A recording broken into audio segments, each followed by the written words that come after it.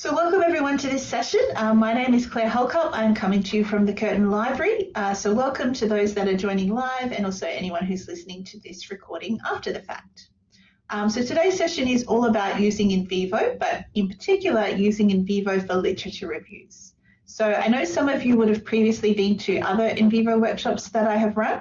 So I do need to tell you there is a bit of repetition in terms of the content, but I will also do some extra things today that are more specific to literature reviews.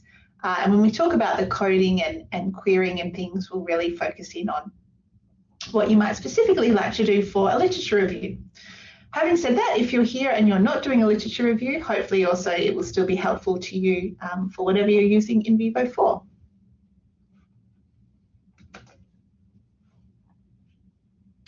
Before I do start the session, I'd like to acknowledge that I'm coming to you from the beautiful area of Boorloo, which is Perth, and I acknowledge and pay respects to Whadjuk Noongar people as the owners and custodians of these lands.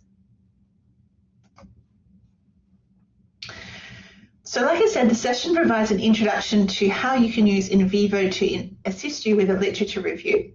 So in particular, I'll look at how do you get your materials into an NVivo project. So the focus there will be on importing PDFs, either ones that you just have saved on your computer or ones that you have imported to some kind of referencing software. The referencing software I'll be using to demonstrate is EndNote, but you may also have different referencing software, and that's fine. You'd follow a similar process. So we'll start off with looking at how do you get your materials into the project. Then we will look at how can you do a cluster analysis to kind of give you an idea on similarities between your different materials, because that can be helpful in helping you decide what order you should read your articles in. We'll look at how you can do some note-taking of those articles, so annotations and also memos. We'll look at how you can code materials, and as I said earlier, I'll do a particular focus on some of the kinds of codes that you might want to have in a literature review. And then also we'll look at some searches, and again we'll have a think about and a look at some examples of what might be some of the kind of searches that might be helpful with a literature review. And I should have also mentioned, before we jump into actually importing things into an NVivo project, I will show you a sample project that's a sample literature review project, which I think can give you some good ideas on how you might want to structure your literature review in NVivo. So I know some of you said that you already have access to NVivo and some of you don't. Either is fine. In terms of how you approach today's session though, obviously if you don't currently have access to NVivo, you will just have to watch along. Unless you're on a Curtin device, in which case you might be able to get access to it relatively quickly, but otherwise watch along, but then you can have access to the online resources that you can look at any time to review things. But if you do already have access to NVivo, then you might want to follow along with my examples, and if you're doing that, please don't hesitate to interrupt at any time if you have a question about what you're doing or if you get stuck with anything, and vice versa. Obviously, people that are following along but just watching, you can also ask questions at any time as well. So the materials that I was referring to that you can have access to at any time is our Introduction to NVivo module, which is found on our UniSkills website. So this is one of the library's academic skills support websites. We also have the research toolkit, which you might also be familiar with. So I'll just show you what that looks like, and when I do that, we can talk about how you can gain access to NVivo for those people that don't already have access.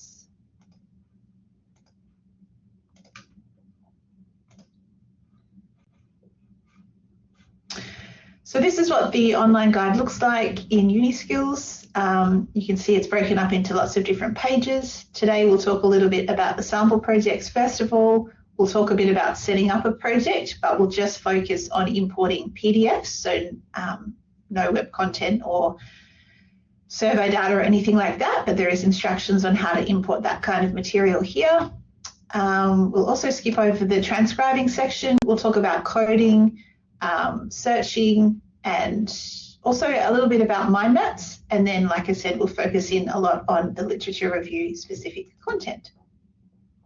So annotations, memos, and then coding and querying in terms of a lit review, and also doing a cluster analysis. If I just go back to the introduction, this has instructions for how you can download NVivo if you don't already have it. So regardless of if you are a student or a staff member, you can get access. The difference really depends on whether you have a Curtin device or not. So if you have a Curtin device, it is a little bit more straightforward. You should just be able to download and access it yourself using either the company portal or the install applications or the self-service tool on the desktop of your Curtin device. So you would use the self-service tool if you're on a Mac, and then you'd use company portal if you're on a newer Windows device, or install applications if you're on an older device. So they're all pretty much the same thing. It's just a tool that allows you to download software yourself that Curtin has a license for. So you will find NVivo in there. If you're not on a Curtin device, if you want to have it on your own device, you can also install it. You just need to get a little bit of help from DTS, which is the IT people here at Curtin. So you need to put in a request with them through Support You, which you can find either in Oasis if you're a student or in the staff portal if you're a staff member. You just need to search for Request Home Use Software, and then that search result will give you some information about what to do. Basically, there is a form where you say, I want to download NVivo. You submit that form, and then you'll be provided with some instructions. So you'll get a link to where you can download NVivo. You'll also get a link to where you can download, I think it's still called Splashtop.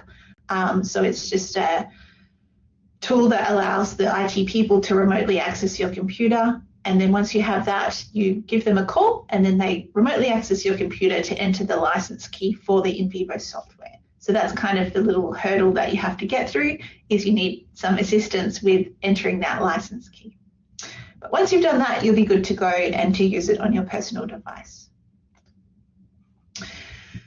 So before I do start the demonstration of the software, does anyone have any questions about getting access?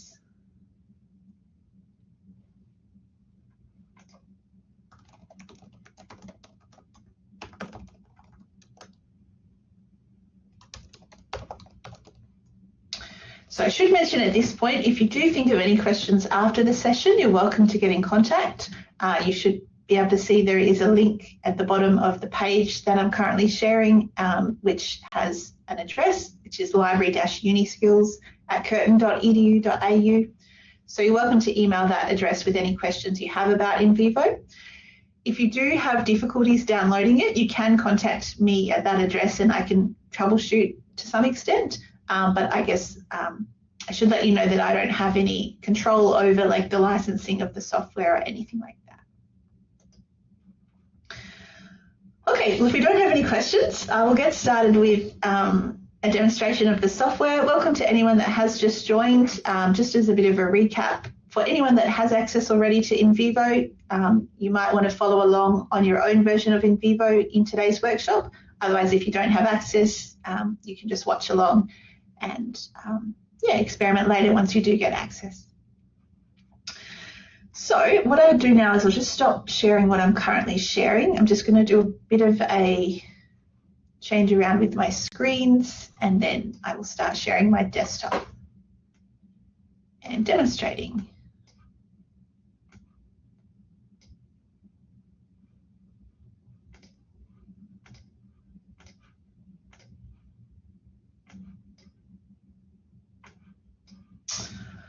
Okay, so I'm just going to open up the NVivo software on my computer. So I have the latest version, well, I think it's the latest version, which is 15. You can see also I still have version 14. If you do already have an older version, that's totally fine. There's not huge differences between the versions. But yeah, if you go to download it as of today, NVivo 15 is the version that you will get.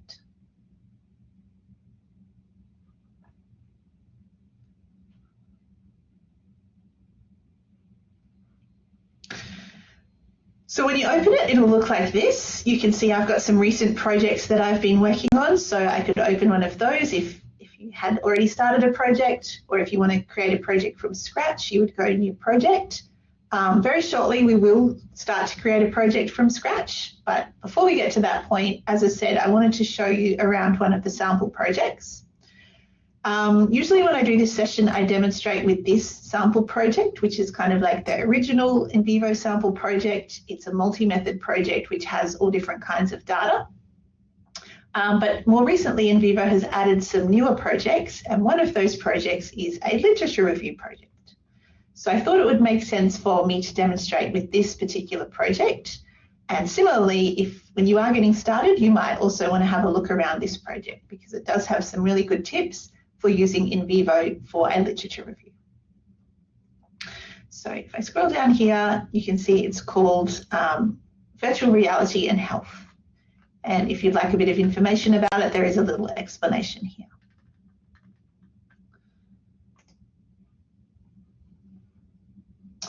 So I will download that one. Just while I do that, I should mention, and apologies that I didn't say it before, for anyone who is brand new to NVivo, basically it is software that Curtin has a license for that can be really helpful with qualitative analysis, but also literature reviews, because it's a way that allows you to easily search different kinds of materials, but also code content so that you can be reading lots of different articles, but you can find common content between the articles and you can code them together, and then you can create a coding structure which then hopefully is helpful to you either when writing your literature review or when doing your analysis. And hopefully I'll be able to demonstrate what I mean by that in today's session.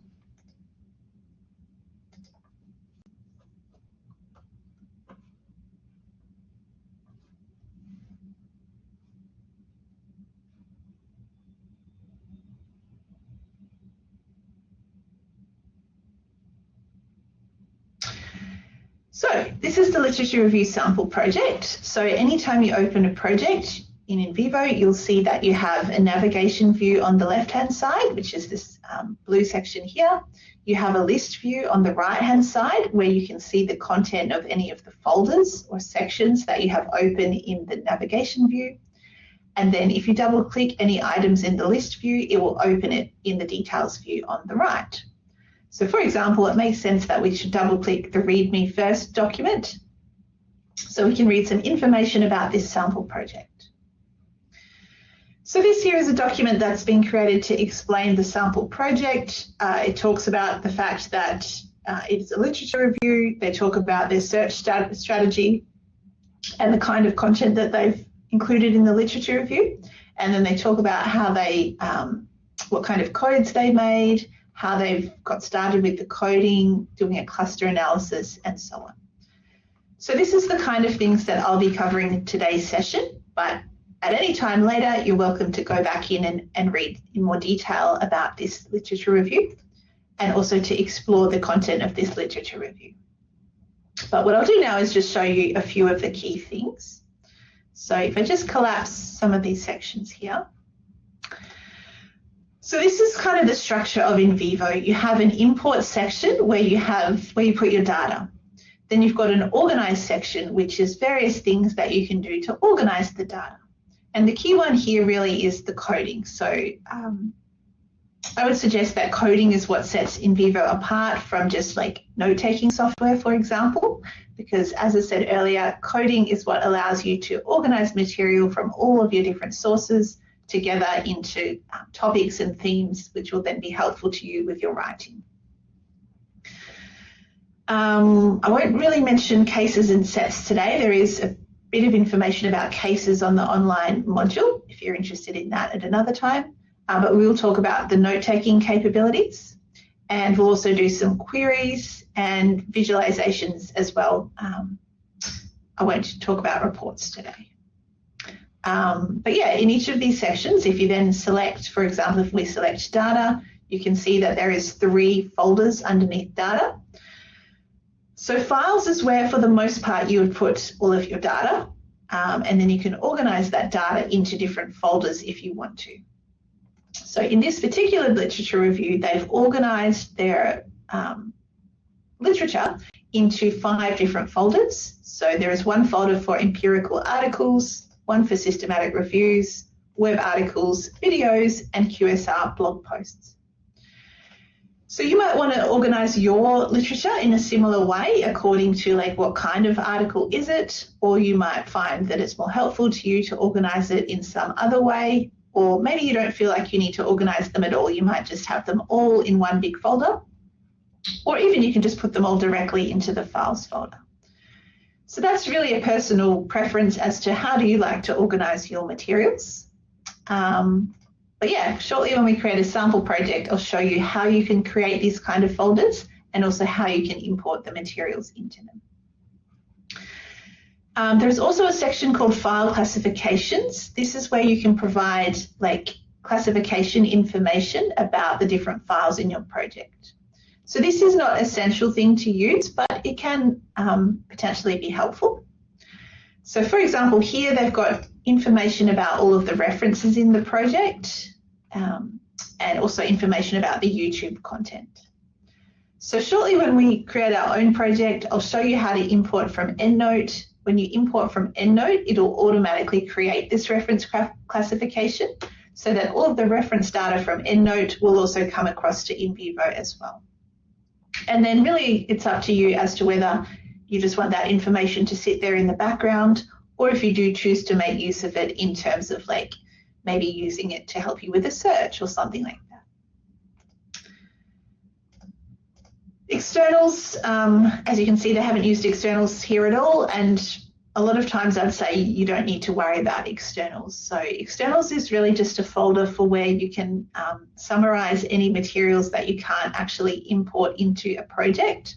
So for example, if you were reading a physical textbook, you might want to write a summary of that textbook in the externals folder. But I see no reason why you couldn't write that summary in the files section so that you could keep all your materials together. So personally, I wouldn't worry too much about externals. You will see later, sorry, the room that I'm in is, the light's just gone off. I'll turn it back on in a moment. But I'll just finish that sentence that you'll see later when we do import from EndNote, if you import a material that doesn't have an attachment to it, then the that reference information will go automatically into the externals folder. So that's one example of where I can think of that would kind of happen automatically, but potentially you wouldn't even really use that information. So yeah, I would say don't worry about externals. Definitely your focus will be on the files section.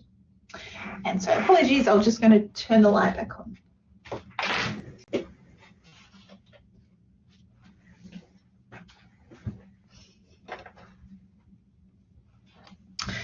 Okay, so do we have any questions so far regarding the files section, I guess, or anything else that you've noticed so far?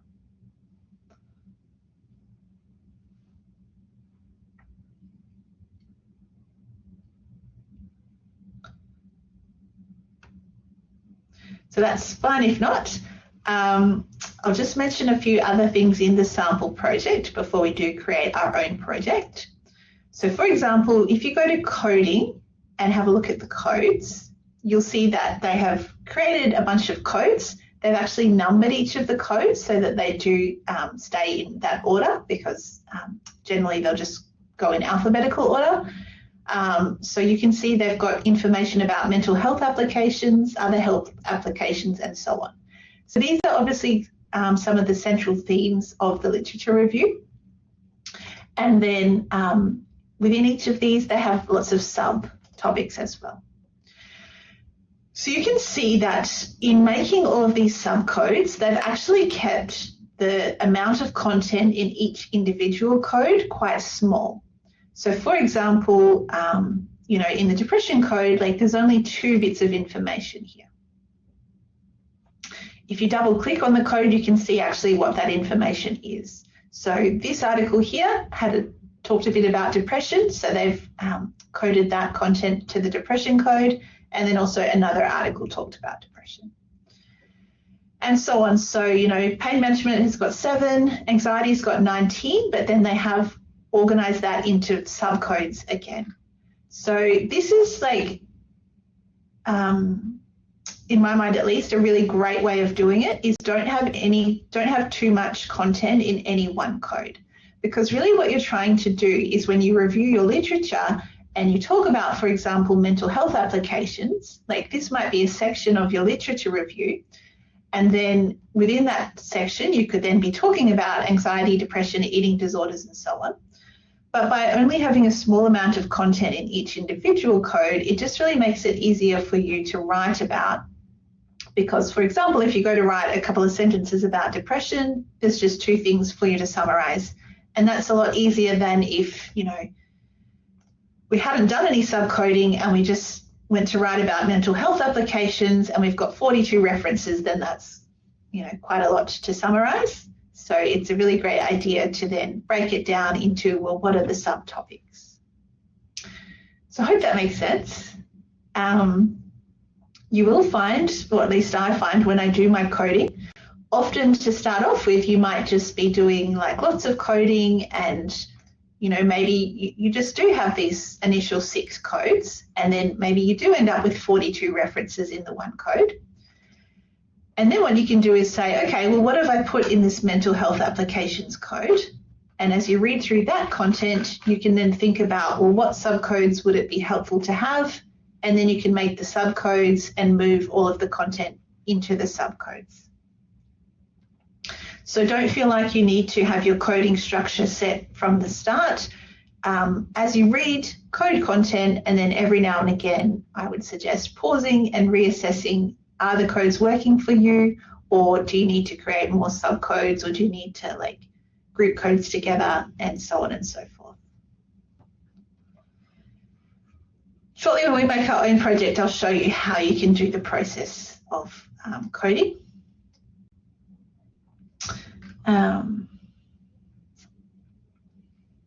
But yeah, just I guess as an example for now, if as I was reading through this, if I did decide I wanted to make some more subcodes, what I could do is just right click on the parent and say new code.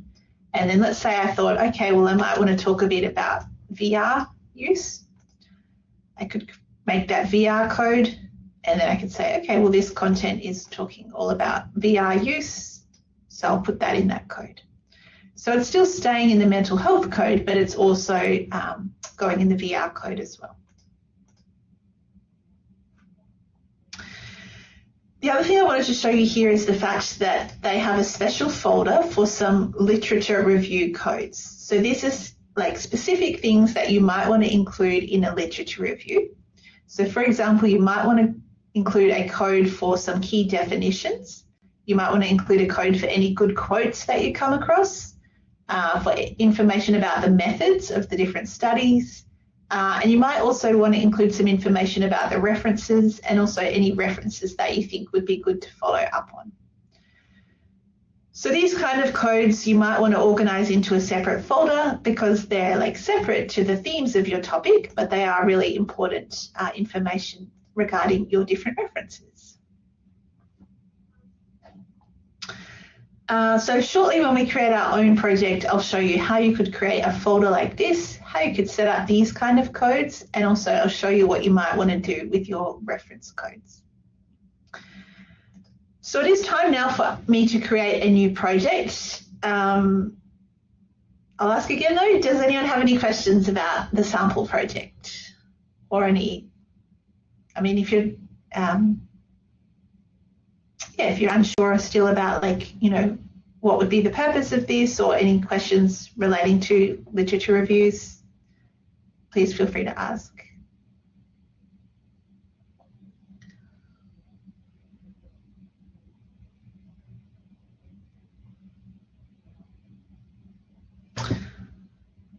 But if there's no questions, then without further ado, I will create a new project. So I would just go File and New, and I won't worry about saving my changes.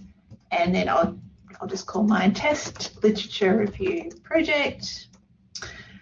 You can see the default is that it just saves in my Documents folder. So if you did want to save it somewhere else, you could choose a different save location here. If you want to give a description of the project, you can. I don't usually tend to bother with a description, but you can absolutely include that if you like. And if you want to view it in a different language, you can do that. There's not a huge selection, but there are a few options to choose from. And then the second step is you just have to provide information about the saving options. So the default is that it doesn't auto-save. You just get a reminder every 15 minutes to save. So you might want to change that. You might also want to change the project recovery settings. That's up to you. But for today, I will just keep with the default settings and I will create the project.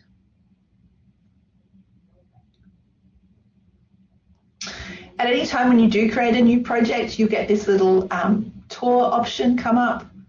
I'm going to skip over that today, but if you want to do that at any time, you can go File and Help, and you can find help information, which includes the tour. So you can see it looks the same as the sample project, but all of the folders are empty. So we're starting with a blank slate here.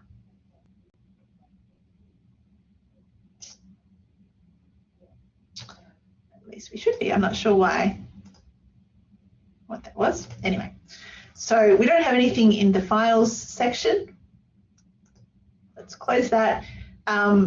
Like I said, if you want to just put all your literature directly in the files folder, you can do that. But if you'd like to get a bit organized and create some different folders, the way you would do that is just by right-clicking and going New Folder and creating a new folder. So I don't know, maybe I'll just call this one. So what I'm going to do is just show you how you can import a PDF that you've got saved on your computer. So I'll call that folder PDF Articles, and then I'll also make another folder called EndNote Articles, because I will show you how to import from there as well. But normally you wouldn't need to make that kind of distinction. So more likely you might make a distinction between like the different kinds of articles or the specific topics that the different articles are from, if you kind of have like subtopics, or I don't know, you could think about the dates of the articles, or really anything that makes sense to you, or you can just put them all in together. So that's how you go about creating the folders. In terms of importing to those folders, what you would do if you want to import just a PDF that you have saved on your computer, but you haven't imported it into any referencing software, then what you would do is just open up the folder where you want it to go, right-click and choose Import Items. Then you would need to find the item. So hopefully I can find a PDF here to add. So I should have mentioned, for anyone that's following along, you're welcome to upload any PDF that you like for this example. It really doesn't matter. I'm importing one that I've actually previously exported from the sample project. Not the sample literature review project though, the original sample project. So it's called Analyzing Estuarine Shoreline Change. So I'm going to import that. When you do import things one at a time, you have a pop-up box that appears that gives you the option to change the name, to add a description, and to give a color code. So you can do any of that you like. Again, I don't tend to give description, but if you wanted to change the name at all from how you've saved it, then you can do that here. And then also it can be quite helpful to make use of the color coding, because this just allows you to, maybe color code based on, like, when you first import a material, you might give it one color, and then when you've finished reading and coding it, you can give it a different color, just to indicate to yourself that you've finished working with that particular reference. So it can be helpful, and it's just also can be satisfying once you've finished reading something to change the color. Often though, you won't import things one at a time. Like if you had 10 articles saved, then you'd import them all together. If you do that, you won't get the pop-up box, but you can change the properties at any time by just right-clicking and selecting PDF Properties. Or if it was just the color that you wanted to change, you can just change the color here. So that's how you'd import a PDF that wasn't in referencing software. If you do make use of referencing software though, if you already have all of your articles in that software, then it makes sense that you would just import directly from the software, because that way all of your referencing information will come across as well. So in order to demonstrate this, what I'm going to do, and if anyone's following along, you might want to do this as well. Or if you already have your own EndNote library with some references in there, then absolutely you can use those references instead. But if you'd like to use the same example as me, I'm going to be using a small EndNote library that I have saved in the Setting Up a Project section of the NVivo module, and it's in the Importing from EndNote section.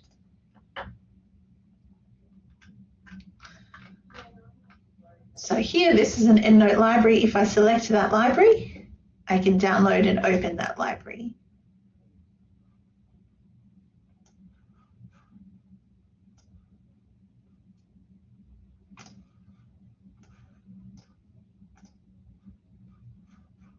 So this is what that particular library looks like. It just has 8 references that I found. One of the references you can see doesn't have an attachment.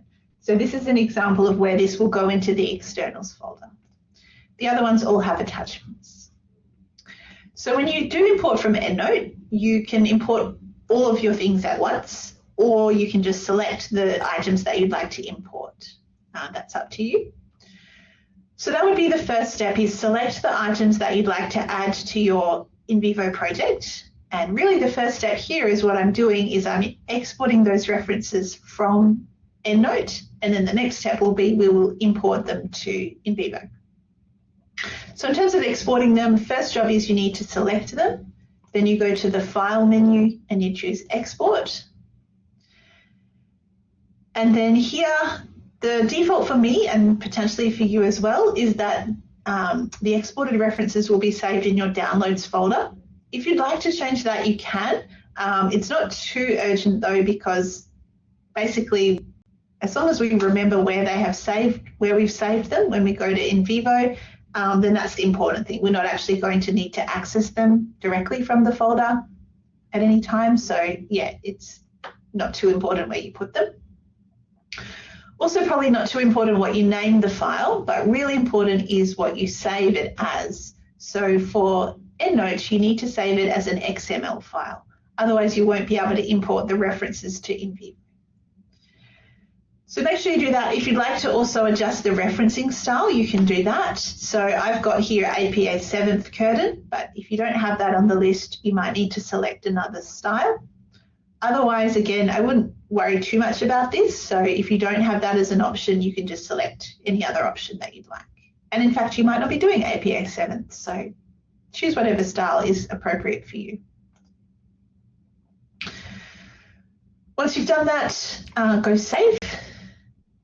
And then that is the first step of the process done. The next step of the process is I'll go to my NVivo project, right click and go Import From, and choose Import from EndNote. And this is the part where I need to remember, where did I export them to? So as I said, mine went to my Downloads folder. So I'll select the XML file and open it. You then get this pop-up box here. So the first thing is you can decide, would you like to name your articles according to their title or according to their author and year? So this might be personal preference, or you might have a reason why you'd like to name them one way or another. So perhaps I will rename mine as author and year.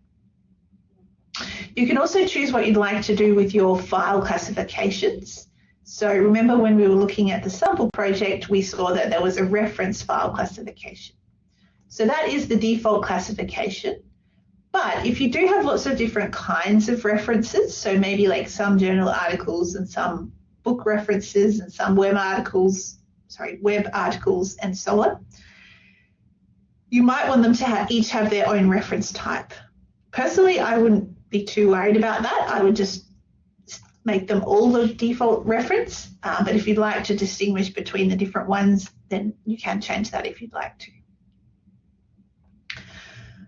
Otherwise, it'll tell you if any of your references are already in your NVivo library, or sorry, NVivo project. So it'll allow you to choose if you want to replace them or not. But in our case, they're all new, so they're all unmatched. So what we do need to do is say, where do we want to put them? So the default is that the files will actually just go in the Files folder, even though I did select my EndNote folder. So you do need to make sure you make that selection here. The externals are going to go in the externals folder, and there's no option to change that, so we'll stick with that. And then it just has some options here as well. I tend to unclick this last box because otherwise it seems to duplicate a bit of information. So I'll untick that one. But you can see what it's going to do is it's going to create memos from abstracts, keywords, and notes. And I'll explain to you what memos are all about very shortly. So without further ado, let's go import.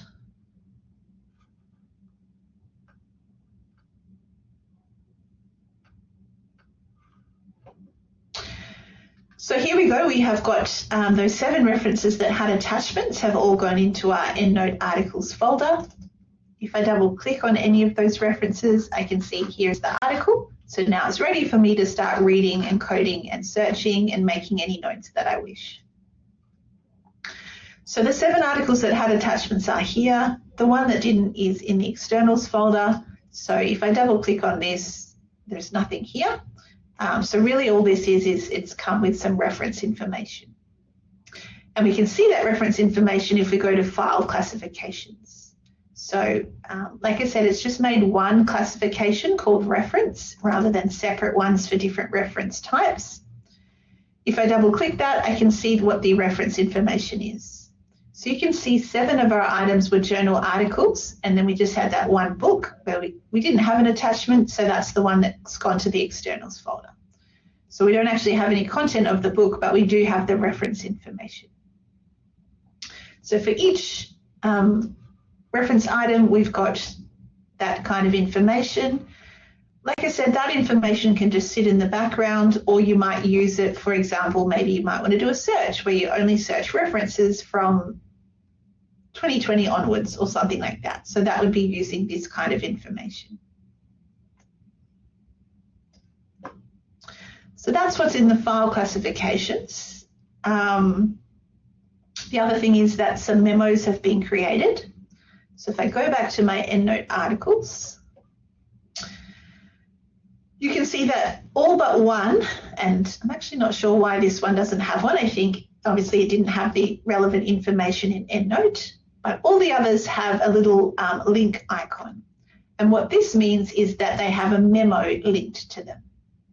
So a memo in NVivo is like a note. So it's a separate document that is linked to the PDF, whereby you can write information about the PDF. So you can make notes about it essentially. So if I right click and choose memo link and open link to memo, I can see what's already in the memo for each of my articles. And so because I ticked that box which said I wanted to include the abstract, the keywords and the notes, that's what you'll find here for each article that had that information in EndNote. So that can be really helpful. If you decide later that you don't want any of that information there, then that's fine. You can just hit edit and, for example, maybe get rid of this. But then what you can do is write your own notes. So you can add any notes you like to the memo. So for example, you might want to like paraphrase the article in the memo, or you might want to make some notes about like the methodology that's being used or anything like that. Any notes that you'd like to take, you can take them in the memo for that particular article. So it'll be the same for all of the others that already have memos. Again, we can edit them and add to them. For our items that don't already have a memo, when we go to memo link, it'll just say link to new memo. And so we can create a new memo. When you do that, you'll need to give it a name. So you can choose to name the memo whatever you like, but you might find it helpful to name it the same as the reference, for example. So then you can make any notes about the article in the memo. So same deal. So you can view each of the memos by right-clicking on each individual article, or you can also see all your memos together because they'll be stored in the notes section. So that's a great question. So if you are wanting to make use of memos, then yes, that's what memos are. They are articles that are linked to a often article memos are linked to specific articles, but that's a great point. They don't have to be. So if you wanted to just make a new memo, which was just like a general notes memo, then you could do that. So you can make any general notes here. So yeah, often memos are linked to articles, but if you just wanted to create any other memos that weren't linked to articles, then you could absolutely do that. So that's a good question. Any other questions at this point about memos?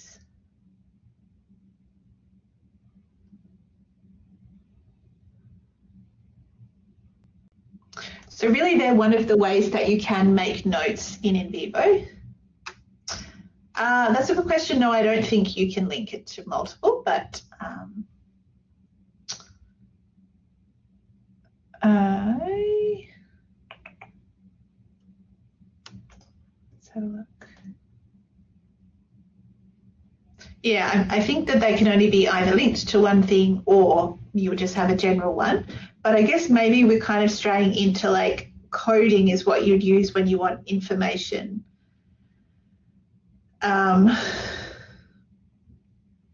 So you could absolutely have that kind of a summary. I'm just not sure. I mean, it's something I can look into later, but I'm just not sure if it would matter a lot whether it was linked to the articles, but that's a good point. I'll make a note to myself to see if that is something you can do.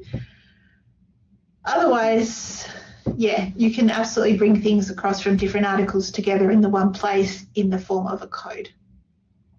So shortly I will give us we can have a little 5-minute break. So in that break, I'll explore that for you. Any other questions at this point?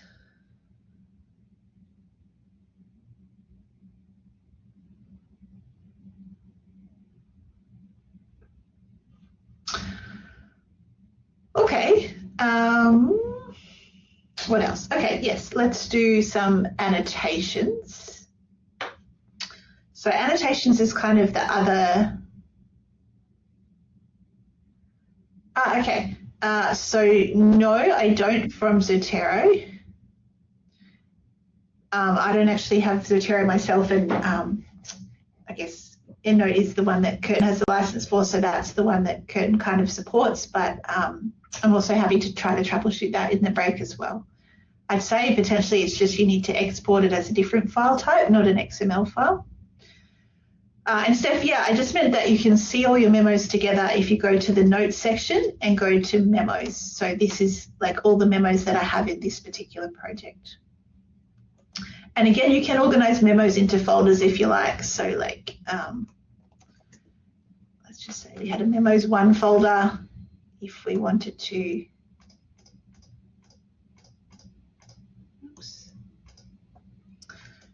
separate the memos into different folders for organizational purposes, then you can do that as well.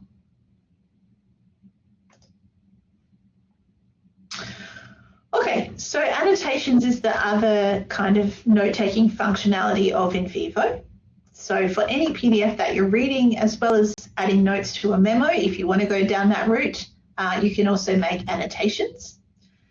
So annotations can be used for any purposes, but often I would use them for things like if I think that, oh, this is a really good reference, I should follow up on this reference, I might make an annotation for that. So for example, I would select the part and then I would right-click and say new annotation, and then need to follow up on this reference or something like that.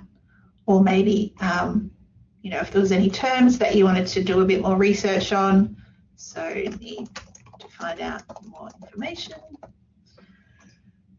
So any of those kind of things, or really anything that you think would be helpful to you. If you do annotate in the way that I have just done, if you want to get rid of the annotation once you have like read the reference, then you can absolutely do that. So you could right click and delete the annotation. So those are the two kind of note-taking functionalities. I should mention, like, don't feel like you need to do those things. So for example, you don't need to write memos if you don't want to. So you might find that rather than making lots of notes, you just want to get straight into coding your materials and working with the content that way. Or you might find that you want to create memos and then you code from the memos more so than coding from the original articles.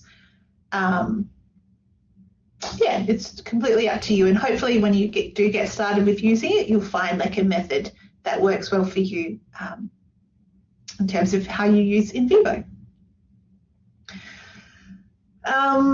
Before we do get started into the coding, I'll just show you one other feature of NVivo, which is the cluster analysis. So this can be a way to kind of get information about which of your articles are most similar. So obviously in finding your articles, you might already have a clear idea of which are most similar and therefore which order you'd like to read them in.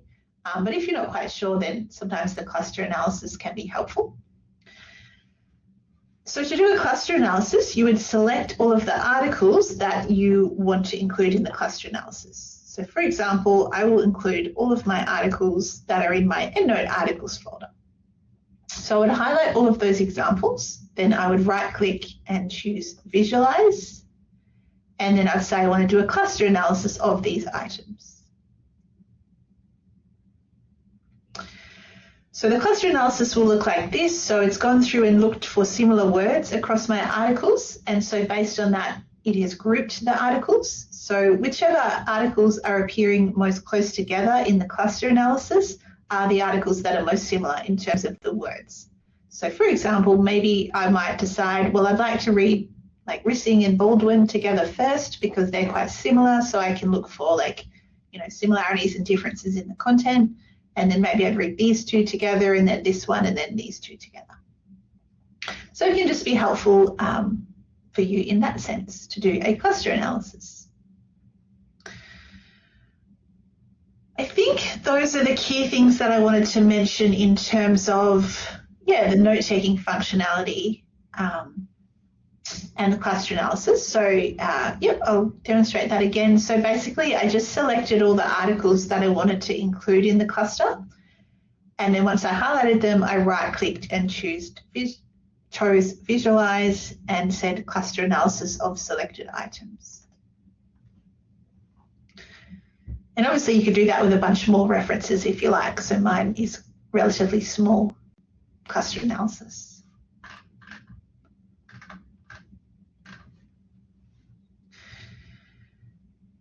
So, like I said, if you want to, we can have a 5-minute break. If you have any questions for me in the break, I will still be here. So we'll look into that question about can we link memos to multiple articles.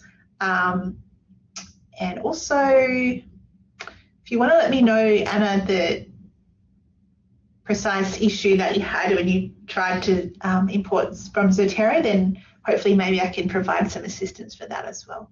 And if anyone else has any other questions, please let me know. Otherwise, I will be back in 5 minutes to talk to you about coding and querying for your literature review.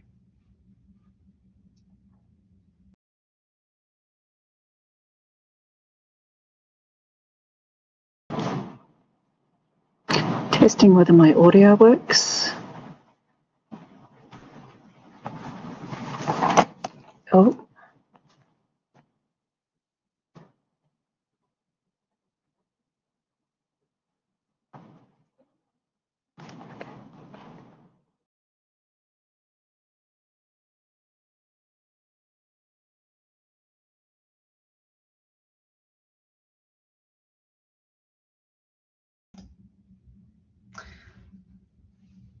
Sorry, I missed what you said, but I realized you said you were testing whether your audio works, and yes, it was working.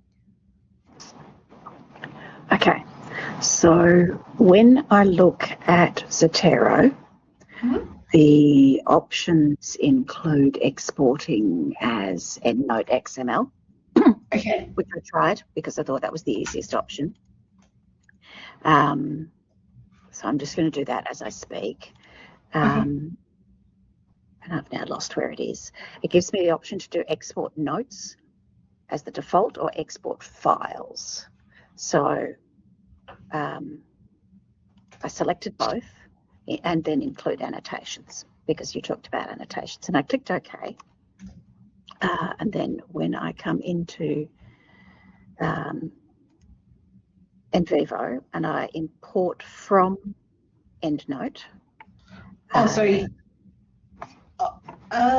So are you choosing import from EndNote because you exported it as an EndNote XML? Yes. Is that what you mean?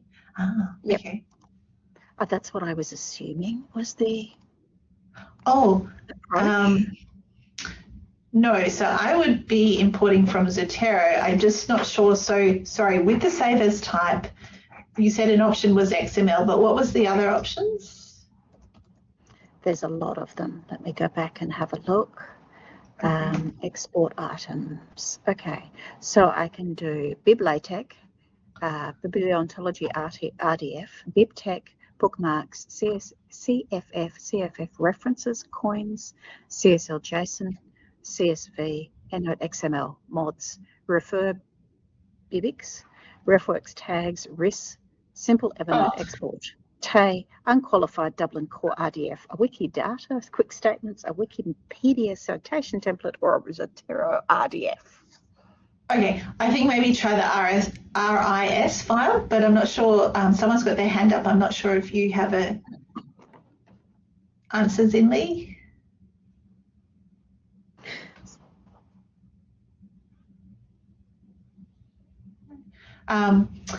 Yeah, I would. If anyone has done this before from Zotero, please do chime in. But otherwise, I would try RIS file. Yep. So and then save. Yeah, I've saved that. So I'm now trying the import from Zotero.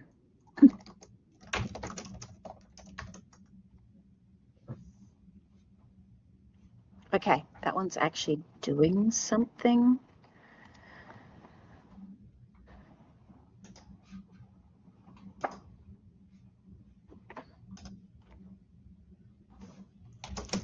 I don't know where it's put them. That's okay. So, well, that should have just been exporting from Zotero, and then you go to your NVivo and you import from Zotero. But if that's what you mean you've done, they're probably just in the files folder if you can't see them anywhere else. It's put them in externals. Oh, okay. Is that because, but did they have things linked to them? Okay, so that implies that when I do the export in Zotero, I need to click the export files and annotations. So this is RIS files. I now go in to import from Zotero. Oh, now my export items files. This one actually has a file I can grab. When I did it in the other formats, I got lots of nested folders and nothing in them that I could import. Okay.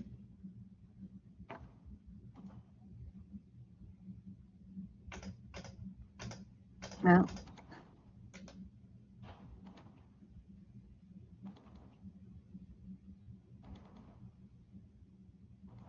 no, it doesn't seem to have imported them with links this time. I will keep working on it, but at least I've worked out how to get something that works. Okay, that's great. Thank you. No worries. Yeah, if you do want to meet up another time, then you could share your screen or something. But yeah, for now, if you're happy to keep trying, that's great.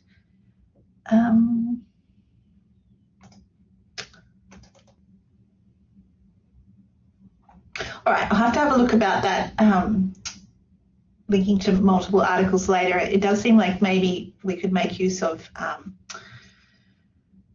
the see also links, which is not something I'm familiar with. But anyway, I will go back to sharing my screen.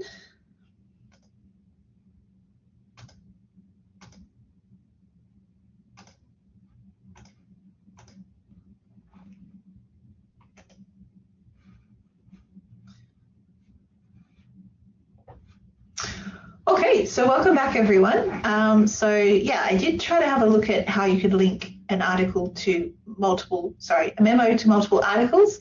It looks like maybe you can make use of the see also links, but I'll have a little look at that more after the session, and when I send out the recording I can add any information about anything to do with that which I can find. So I'll just make a note about that.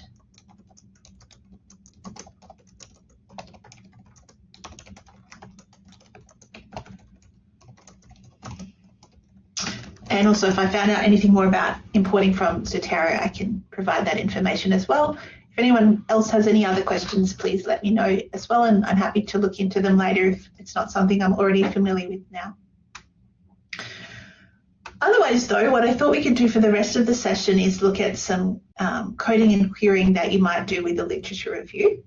So if you go to the code section in the new project that we're making, currently there are no codes. But we can start making some codes. So personally, I would probably just like jump right in and start making codes. But if you like to kind of map things out visually first, then you can absolutely do that in NVivo as well.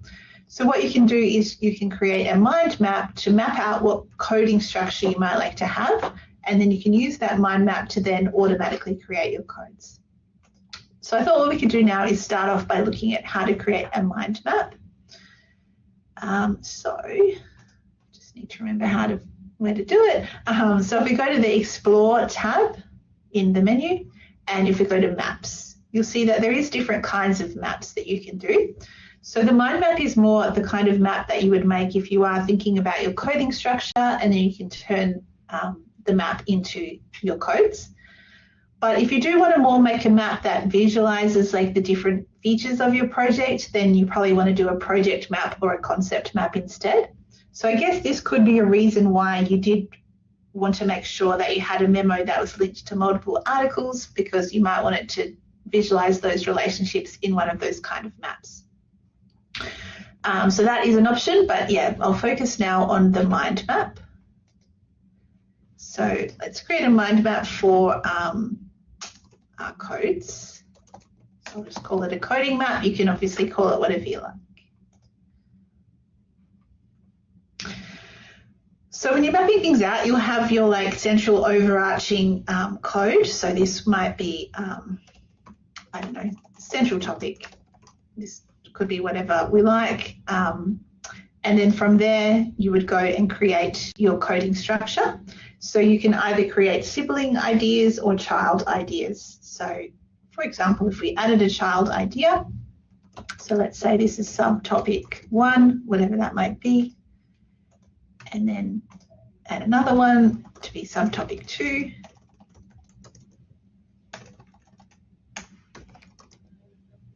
And so on. And then for those codes, you could then create more siblings if you liked, but then you might want to start going with some children. So maybe I'll call this subtopic 1 and subtopic 2 and so on. So this would really be if you already had an idea going into things of what kind of like topics you might want to address in your literature review and how they might all be related. Other times, like you would start reading the literature and then you would be thinking about what your codes might be then, I guess. Or you could do a combination, like you could start off with this structure and then make adjustments to it and add to it and so on as needed. So basically this is what the map looks like. If you are interested in using this like as a visualization and you're wanting to export it, you can do that. So for example, you would right click and export, and it will save it as an image file that you can add to a Word document or anything like that. If you are doing that, then obviously you might want to think a bit more about like what it looks like. So for example, you can change the colors, you can add borders, whatever you like. And you can also change the layout. So maybe you might prefer a top-down approach. So yeah, if you are wanting to use it somewhere, you might want to pretty it up a bit. Otherwise, if you are just wanting to use it to create your codes, then you probably don't need to worry too much about what it looks like. what you would do in that case is you would create as codes or cases. Before we do that, I'll just mention you can also add floating ideas as well. So this would be like a separate idea that you'd like to sit separately from this code structure. Once you're ready to turn these into codes, you would go create as codes or cases, and we'll put them as our codes. And then you'll see now in the codes, we've got this structure ready and waiting to go. So that is one option. Other option is you can just right click and say new code, and then you would just have like a code thing. So you would call it whatever that particular theme was.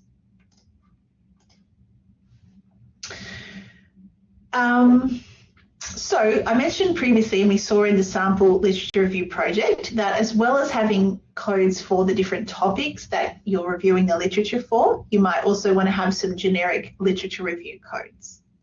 So you can put those codes like just together with all of the other codes, but if you wanted to make them in their own folder, you could also do that. So you would right click on codes and say new folder, and then maybe I'll call it literature review codes.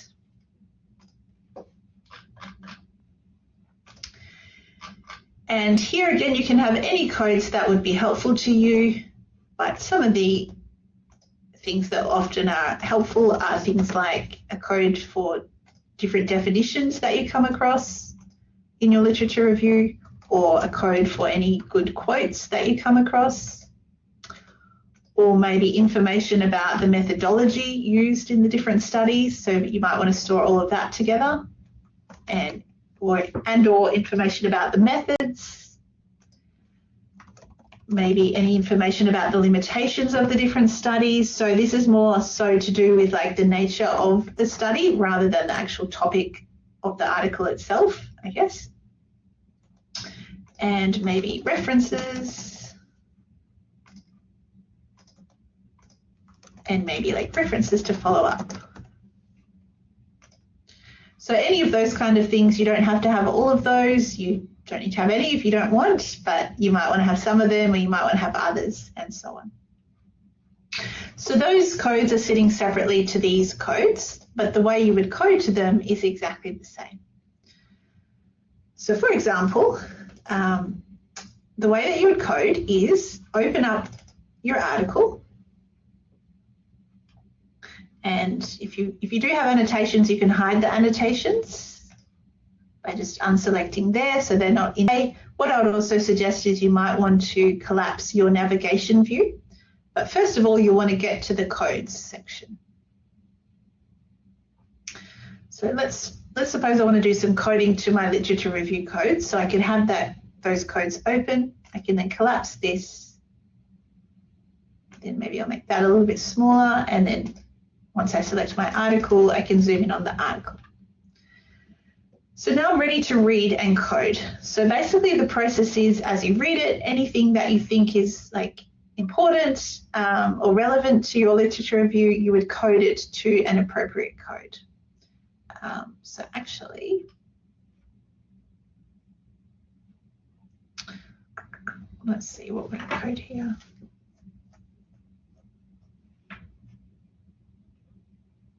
Maybe what I will do here is actually this, oh no, sorry. What I'll do is show you an example of coding the references. So let's actually scroll down to the references. So this is an example that was described in the sample literature review project. This is not actually something that I'd thought to do previously, but what they suggest is that you might want to code all of your references, because then what you can do later is you can do a search of all of those references, and you can look to see what the most frequently occurring words are, and then they might give you, then you can use that to find articles from the references that relate to those keywords. So that could be something you might like to do. So if you were to do that, for example, I've just coded all the references from this article, but then if I open up some of my other articles, I could go ahead and do the same thing. So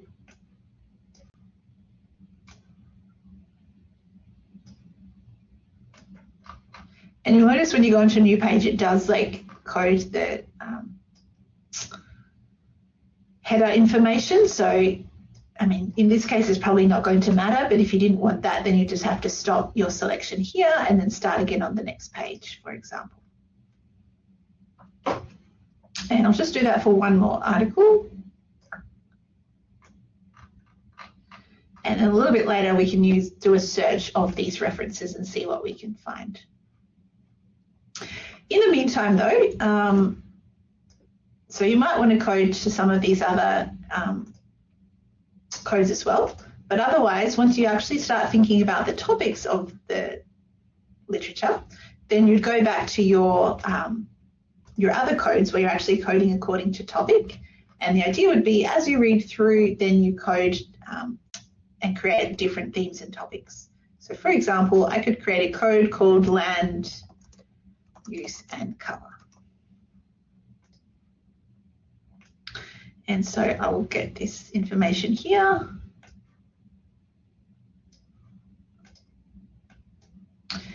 And so obviously, as you read through, like, try to resist the temptation to code absolutely everything that you see, but yeah, anything that you think is important, then you can code that. So maybe I could make another code here called ecosystem services. And this is essentially a definition. So this definition I could put this in my definition code as well if I wanted to, or as well or instead. And so on. So let's maybe make another code for economic growth. So as you can see, when you read your first article, you'll be making new codes all the time because there's just, you don't have any codes to start with potentially. So everything that you read, you're going to need to make a new code for. But then as you go on to subsequent articles, you'll find that often you already have the codes that you need. So the more articles that you read, the less new codes you'll need to be creating, because you'll find that often you're just coding content to existing codes. So for example, here I've already got a code about ecosystem services. So here we go, I can code that information to that same code. And here's another bit.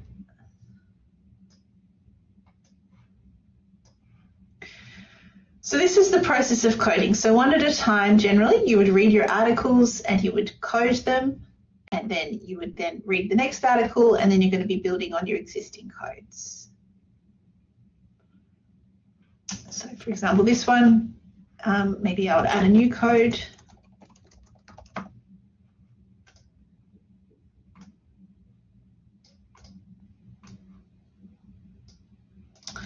Sometimes it is a bit funny about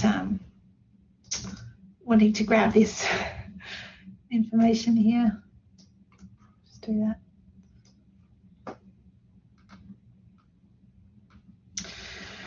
So hopefully you get the idea of the process of how coding works, and then you'll obviously find a method that works for you, hopefully. But my approach is kind of like, as I read, I code quite quickly and often. And then every now and again, I kind of pause and reassess and think about, is my coding structure working, or do I need to combine codes or delete codes or make subcodes? So don't be afraid to, get it wrong with your coding structure, because at any time you can rearrange things. Oh, glad it's been helpful. Sorry, I don't know why the light is going off so often here. I will turn it back on again.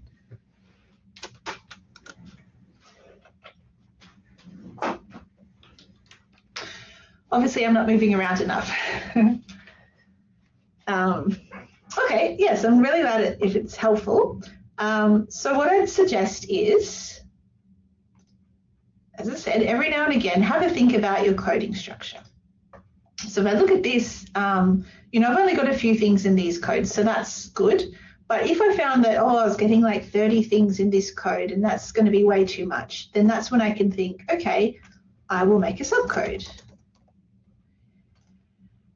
And then what I could do is open the original code and think, okay, well, this actually would fit really well in that subcode, and maybe this is more better, fits better in this subcode. So I can make my subcodes like that. When I do that, this content will stay in the parent code,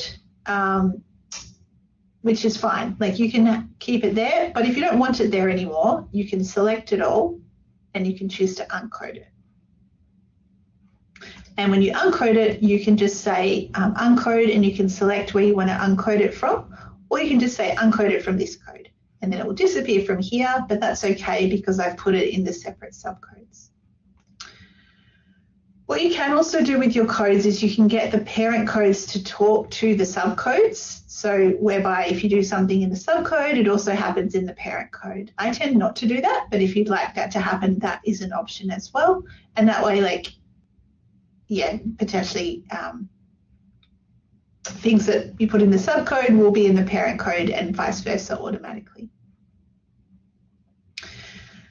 So that's the process of actually doing the coding. And then the way that the coding would be helpful for you is, for example, when you go to write up your literature review, when you need to talk about land use and cover, rather than having to look in a bunch of separate places, you've just got all that information together in one place. Although that's not really a good example because at the moment I actually only have information from one file in each of my codes, but let me fix that. So let me open a few more articles.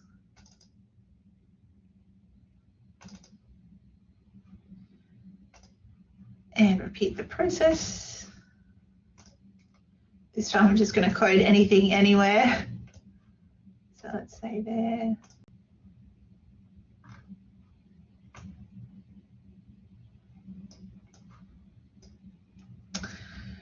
And so on. So what I'd find now is that this land use and cover code has 4 bits of information that has come from 3 different sources. So when I go to talk about land use and cover, I don't have to be constantly looking in 3 different articles. I've just got all of that information here together in one place, and I can summarize and synthesize it as I need to. So this is why I said earlier that you might want to do your own note-taking in the form of memos. And then if you do that, you might find that you want to code from those memos. Or what I tend to do is I just tend to get straight into the reading and the coding, and then I would synthesize this once it's already in the code. So I would now use this information and put it into my own words to talk about land use and cover, making reference to these 3 different articles as required.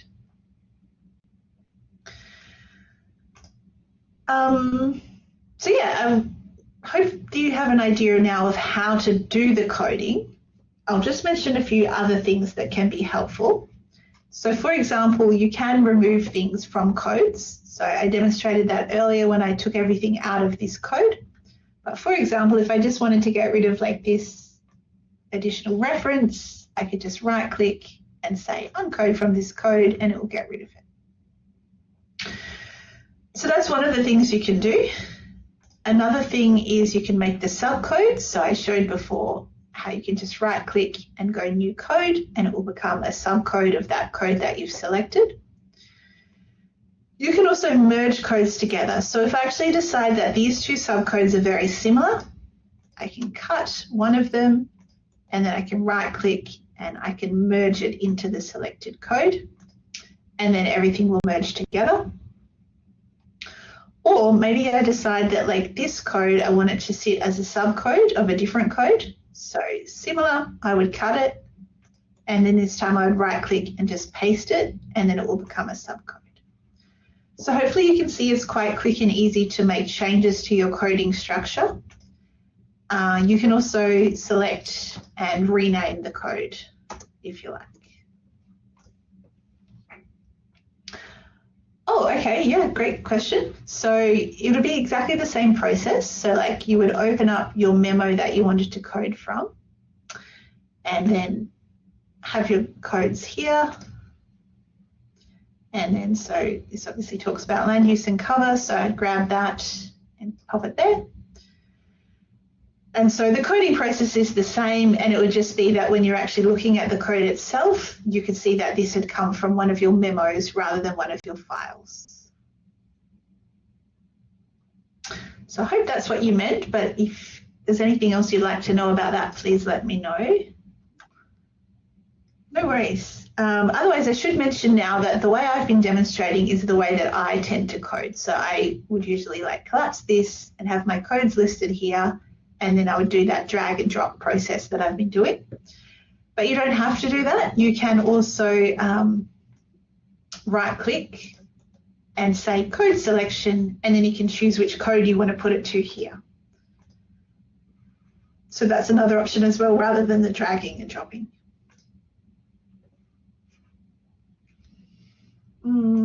Let's see what else. Okay, so another thing would be keeping track of what you have coded from where, in terms of like when you're looking at an article, seeing how much of it have you coded.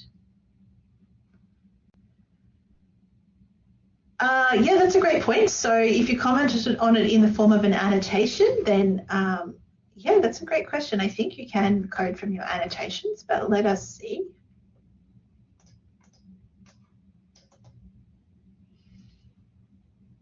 Oh, okay, so it seems like you can't code from your annotation, but let's see if we coded this.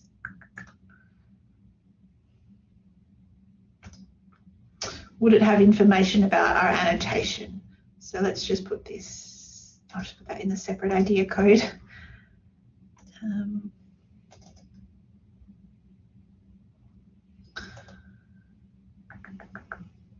Okay, so if we do that, it looks like it will be highlighted to see that we do have an annotation, and then so we can also go to the PDF here. No, okay, so I think you'd then have to just open the referenced file and see the annotation in the referenced file. So that's a good question. So I think if you wanted to, anything you want to code, you'd put it in a memo rather than an annotation, it looks like.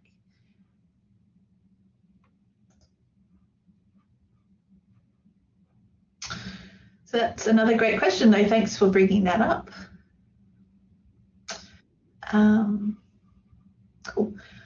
Okay, but the other thing is that, for example, if you went back to this article and you wanted to know, well, how much of this content have I coded? If you just look at the article itself, so I'll just close down a few things here. If you just look at the article itself in the list view, I can see that for this particular article by Ahmad, I have coded to 5 different codes and I've coded 6 different items or references. So 6 different sections. So this is quite informative, but if you actually wanted to drill down a little bit further and understand, like, well, what parts of the article have I coded, just to check that you haven't missed anything important, then you can do that with either coding stripes or highlights. So the highlights is probably like the easiest way, in my view, to like visualize how much of it have you coded. So for example, if you selected highlight and went all coding, then anything that you'd coded would be highlighted. So in looking at this at a glance, I can see, oh yeah, I've coded a bunch from the introduction, but I haven't coded anything else. So I should probably do that. So for example, you know, I might get started here and I'll code this methods information to my methods code maybe. So doing that allows you to see at a glance which of it have you coded, but then if you want to actually see where have you coded the bench, then you can do coding stripes for that. So with the coding stripe, if I go all, then it'll put these stripes down the side, which allows me to see where have I coded the content. So you can see here I've coded this first section to the code called land use and cover, and I've also coded a tiny little bit of it to the separate idea code, and I've coded this bit here to the subcode 1 code, and so on and so forth. So it just gives you that extra information. So I think that's really all I wanted to say about codes. Does anyone have any other questions on that though?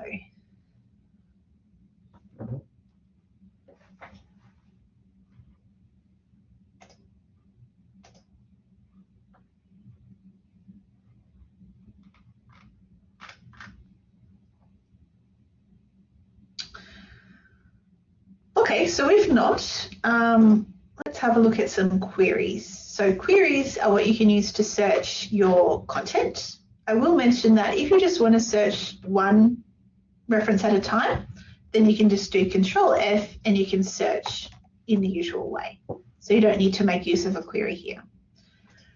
But queries are what are useful for if you want to search across multiple references or maybe across multiple memos or codes or things like that. So there's a few different queries that you can run. So you need to go Queries and Query Criteria, and you can view them here. So if you right-click and say New Query, you can see all the kinds of queries that you can do. So I think the two that I'll just do today is the text search and the word frequency. The other ones I'd suggest would be more useful if you are doing some kind of like qualitative research project, whereby you need to look for patterns in terms of like, you know, making comparisons between different people in your project or comparisons between different codes and so on. Which I'd say you do, I mean, you're not going to be looking at people really in a lit review, so probably you would do less of these kind of queries. You might do the coding query still though. So a coding query allows you to look for like overlap between what have you coded to multiple places. So maybe I will show you that one. But the other ones I wouldn't really worry about if you are doing a literature review. And indeed, don't feel like you need to use any queries. Like NVivo, it does a lot. So, you know, don't feel like you need to use it all. You just make use of the things that are helpful to you. So for example, you might find it helpful to do a text search because this will allow you to search for keywords across any or all of your content, so you can get ideas for like what words are coming up and where are they occurring and things like that. So for example, because of the nature of this content, so this content kind of looks at like land use and things like that. So maybe I might be curious to know, does the word development occur in any or all of my articles? So I'll search for the word development. When you do a search, you can choose where you want to search. So the default is it just will search all of your files and externals, but it's not searching any of your memos or codes or anything like that. So if you do want to vary the search to search in a different place, you would have to either select items or select folders. So for example, if you wanted to search your codes, you could select the codes, or if you wanted to do the memos, we could do the memos, and so on. Or same if you wanted to select whole folders here. So like if I did want to select these two entire folders, I could do that. So think about what you want to search. For me, I just wanted to search my literature because I'm just wanting to know like how much did the word development occur in the articles that I've included with my project. So I would stick to the default.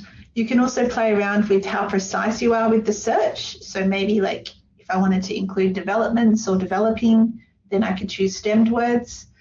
The further down you go, the more results you'll get, but sometimes they can be a bit misleading, maybe with what they treat as synonyms and so on. So be a little bit cautious with that. When you get the results, you'll get a little bit of context. You can adjust how much context you get by changing this option. For now, I'm just going to keep it as the default. And I will run the query.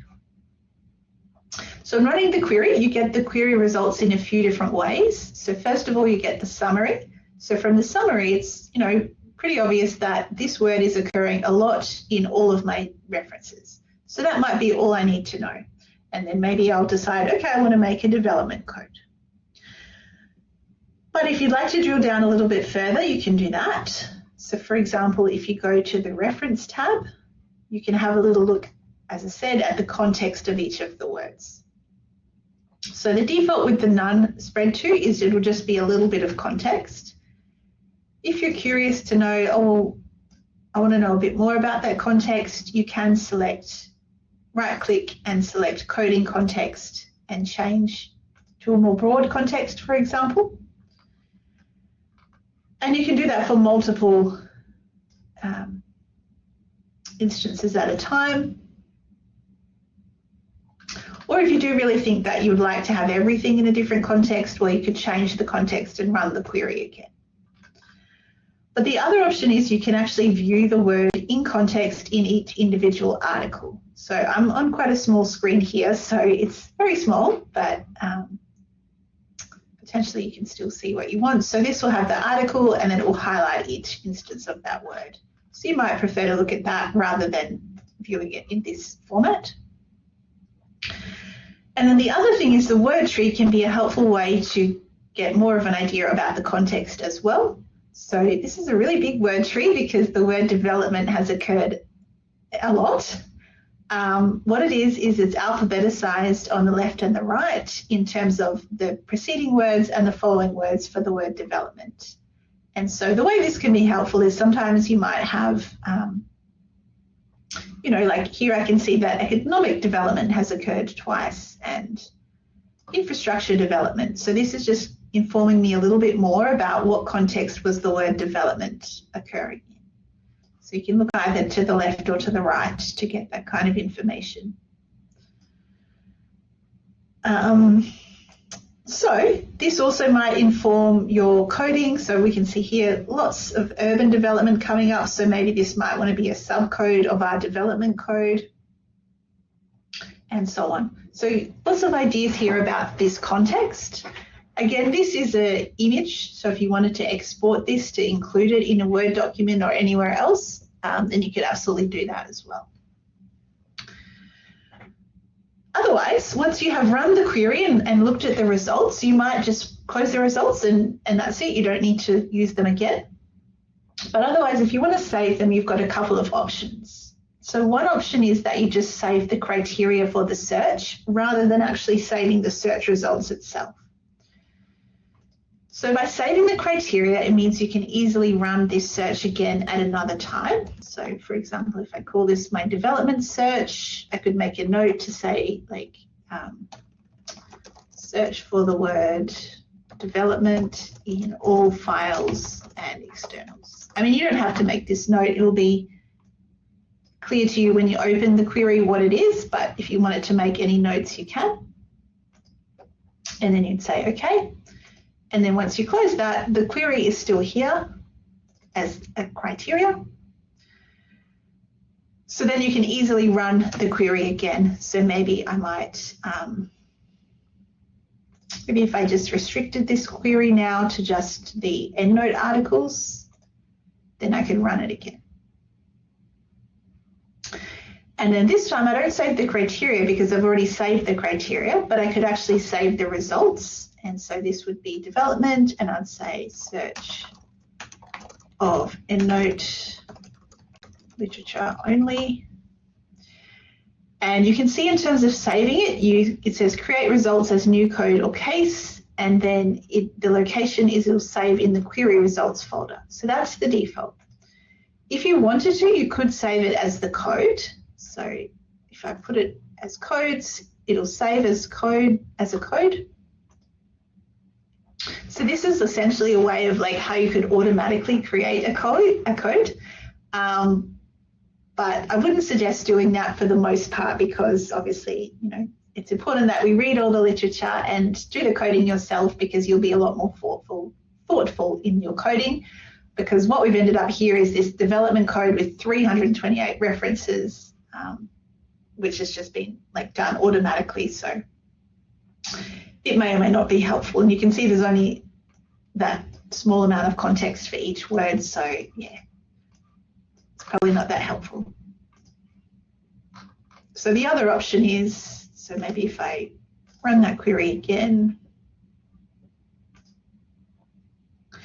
the other option for saving the results would be just put them with the query results, and that way they don't get mixed up in the codes, but they are there for you to have a look at any time.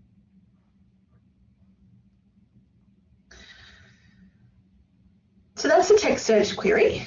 One of the other common queries that you might want to do is a word frequency query, and this will allow you to see which words are occurring most frequently in your literature. So again, the process would be go to query criteria, select new query, and this time choose word frequency. Again, to start off with, let's just stick with all the files and externals. You can stick with 1,000 words if you like. It'll just take a while to generate your word cloud. So I'm going to reduce it to 50 words, and I'll just go stemmed words again and run the query. So doing this allows you to get an idea of what the most frequently occurring words are in your articles. Again, you get a summary of them, and you also get a word cloud. You also get a couple of other visualizations, but word cloud is the one that I would tend to look at the most. With the word cloud, it can just be a nice way for you to be able to see like which words are biggest and in the center, but you also might want to use this visualization in an external document. So again, it is something you can export. If you are going to export it, again, you might want to think a little bit more about the look of it. So there are some options here up the top. You can change the look and feel of the word cloud. And then if you are wanting to export it, you might also want to think a little bit about which words you do and don't want to include in the word cloud. So for example, because it's just searching all of your articles, there might be words that crop up that are not really that relevant. So for example, HTTPS has occurred a lot in the references, so therefore it's come through as a frequently occurring word, but it's probably not something that we would want included in the word cloud. But that's okay, you can get rid of it. So you've got a couple of options for that. One option is if you just want to remove this word from this particular search, you would just select the word and say add to stopped words list and OK. And then you would run the query again, and then that word would no longer be there. And so you probably want to also do that to the DOI as well. So in the moment, that's kind of like the quickest thing to do. But in the long term, if you're going to be doing lots of searches, the easiest thing really would be to add those words to your project stop words list, which is what this yellow banner is talking about, because that way the word will be excluded from all of the searches, not just this one particular search. So if you are wanting to do that, you need to go File and Project Properties. And then you can see here you've got a stop words list, and each project comes with one automatically. You can see it's got all these like little words on it, and then you just add any other words. And that way those words would be removed from all of your searches, and you wouldn't have to remove them from each search individually.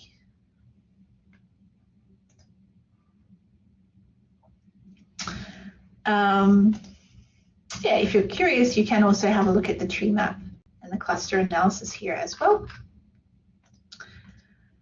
Otherwise, hopefully this would be enough to give you an idea of what words were coming up most frequently in your references. Again, these could also inform the kinds of codes that you make to get started as well. Again, you can save it. So the only thing you can do here is to save the criteria. You can't save the results because it's not really like a code, it's just a list of the most frequently occurring words. So 50 frequent words.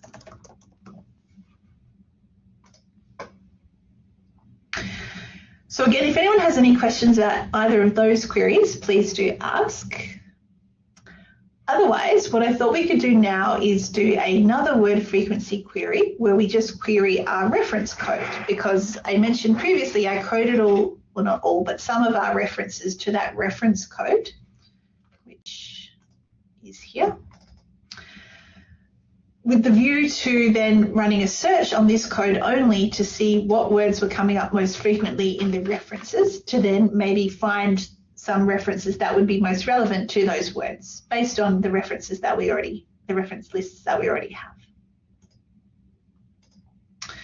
So to do that query, again, it's going to be a word frequency query, but this time we're just going to be coding selected items.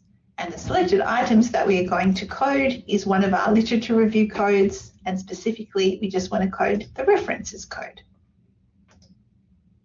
Sorry, not code, search. So again, I'll just restrict it to the 50 most common words in the references, and I'll go with the stemmed words. So we can see that in terms of all the reference lists that I had for my article, the word services was occurring most frequently, followed by ecosystem and so on. So for example, if I want to see, well, what references did include the word ecosystem, I could double click on that and then I can see, okay, well, oh yeah, these must be the names of those references. Maybe I need to,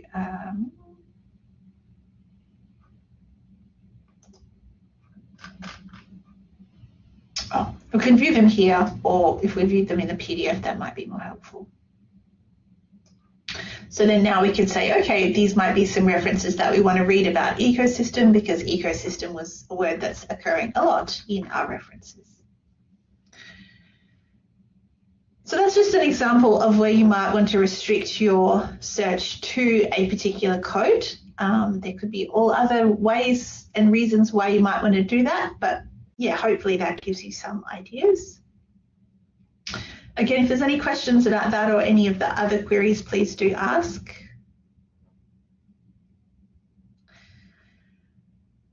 Otherwise, maybe I'll just finish up by doing that coding search as well. Don't feel like you need to do this kind of a search, but just so you're aware that it's an option. So the coding search is a way that you can look for overlap between your different codes. So as hopefully you've got from the session, you don't have to just code content to only one place, you can code it to multiple places. And that can be quite helpful if you just code to as many places as you think it should go, and then down the track you can have a look and see, well, what was the overlap between different codes perhaps. So that's what you can do with the coding query. So with a coding query, maybe first of all we would select which code we want to look at first. I'm just wondering if I will have any overlap in terms of what I've coded, or I'll have some in my,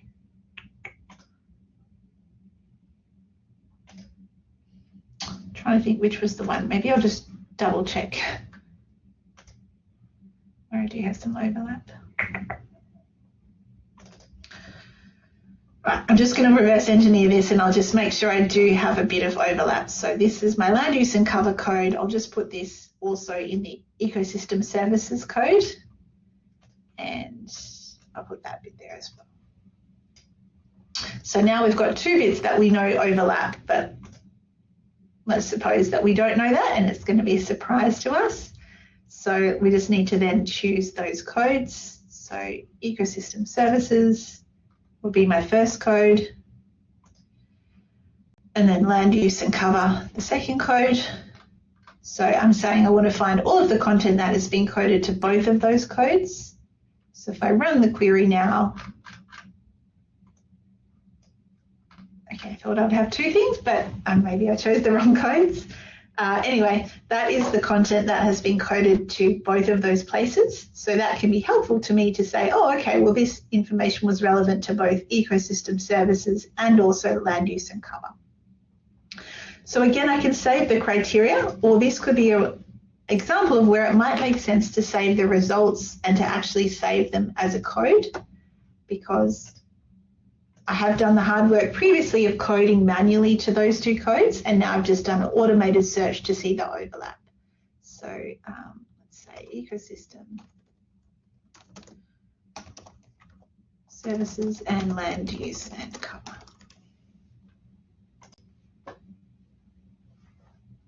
So now I've essentially automatically made this code which shows me what was the content that was coded to both of those codes.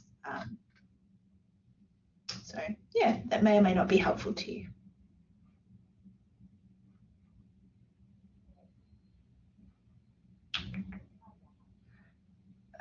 Oh yeah, maybe I chose this code by mistake. Anyway, I hope that gives you some idea of how NVivo could be helpful to you with a literature review in terms of the note-taking properties, so there's memos and annotations, the fact that you can do a cluster analysis if you want to look for similarities in your articles, the coding functionality and the kinds of codes that you might want to consider in terms of either things that are more specific to your literature review, like thinking about the methods of the different articles and so on, limitations, etc. And then also coding according to the different topics, and then searching according to either frequently occurring words or text search, or even looking for combinations of content from different codes. So yeah, just checking again, does anyone have any questions about anything I have demonstrated today or anything else? And I'll just turn the light on again.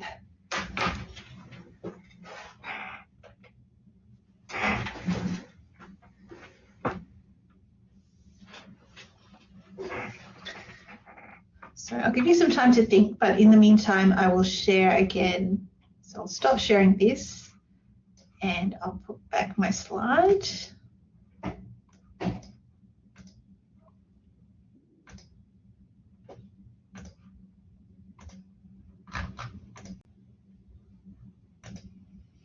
Okay, one of the queries I attempted, the save criteria button was grayed out. Any ideas why? No, so that's a good question. I'm not sure why it would be grayed out. Save criteria. Let me just have a look.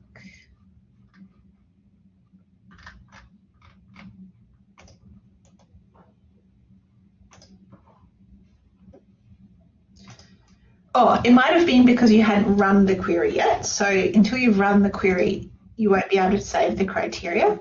But after that, I'm not sure why. In terms of your question about the NVivo for qualitative research, so I don't think I have any more of those coming this semester. I have run at least one online one this semester, so I can include a recording of that one and send out the recording of this session if you'd like.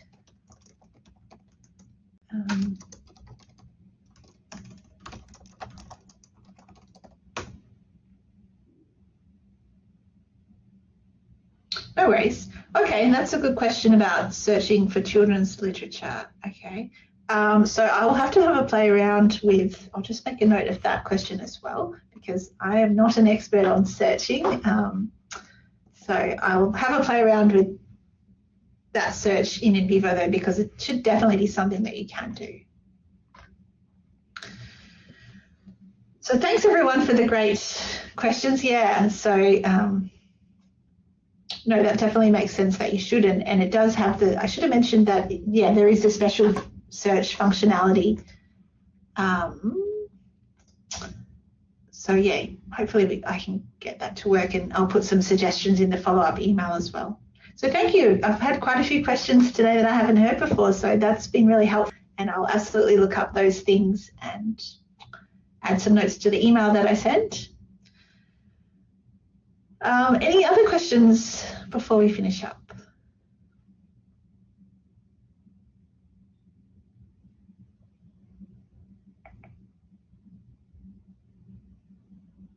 All right, well, thanks very much everyone for coming along. So all the best with your literature reviews, assuming that's what you are doing. I hope you do find NVivo helpful, and yeah, if you have questions down the track, please don't hesitate to get in contact with me at the library, because I'm always curious to know what people are doing with NVivo and to help when I can.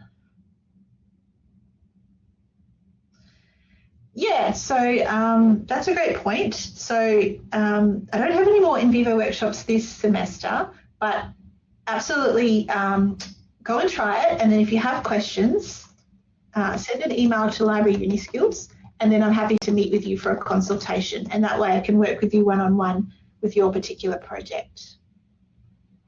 And obviously that applies to anyone. Cool, okay, well great. I'm glad that you yeah, have an idea of how to approach it. And yeah, don't hesitate to get in touch if more questions do crop up. So thanks everyone, enjoy the rest of your day, and hopefully I might see you online in another session, or perhaps around the library. All right, I'm going to stop the recording now.